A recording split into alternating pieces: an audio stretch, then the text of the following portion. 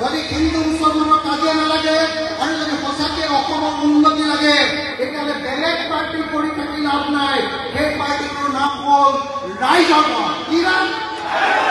কি নাম? কি দল? কি দল? কি দল? হিন্দু মুসলমানৰ যদি কাজিয়া লাগে তেতিয়াহ'লে বিজেপি আৰু AIA পকায়, হয় নে নহয়? আৰু যদি চাকৰি লাগে তেতিয়াহ'লে ৰাইজৰ দল, হয় নে নহয়?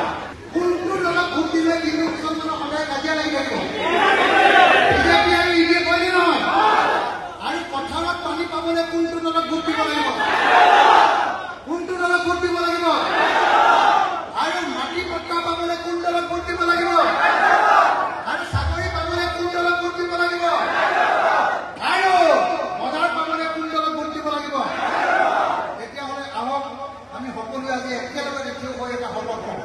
আজি 6 আগষ্ট 2025 তাৰিখে দলগাঁও সমষ্টি খাৰুপেটীয়া আছাম ক্লাবত অনুষ্ঠিত হোৱা ৰাইজৰ দলৰ কৰ্মী সভাত সকলো কৰ্মীয়ে শপত খাম, সংকল্প লম, সচল কাম যে আগন্তুক 2026 চনৰ অসম বিধানসভা নিৰ্বাচনত আমি ৰাইজৰ দলক জয়ী কৰাম।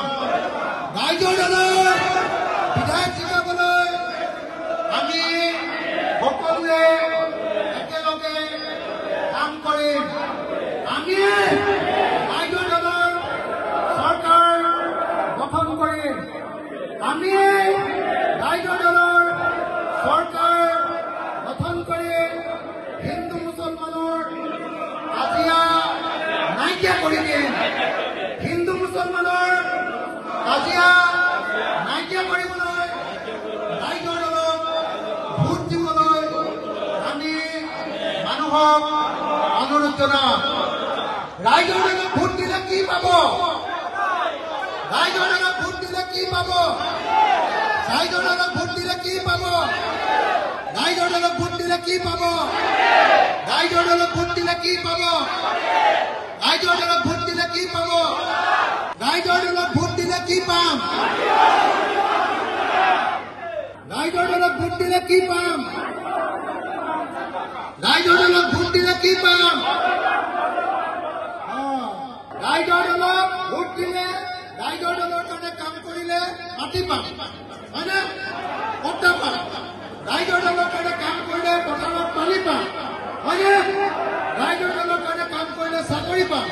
আৰু ৰাইজৰ দলৰ কাৰণে কাম কৰিলে কি পাম? বজাৰ পাম। গতিকে আমি সকলোৱে ৰাইজৰ দলক ভোট দিবৰ কাৰণে কাম কৰিব লাগে। এইখিনি কথা কৈ মই মোৰ বক্তব্য সামৰণি মাৰিছো।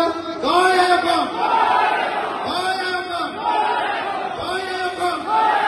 ৰাইজৰ দল, ৰাইজৰ দল, ৰাইজৰ দল।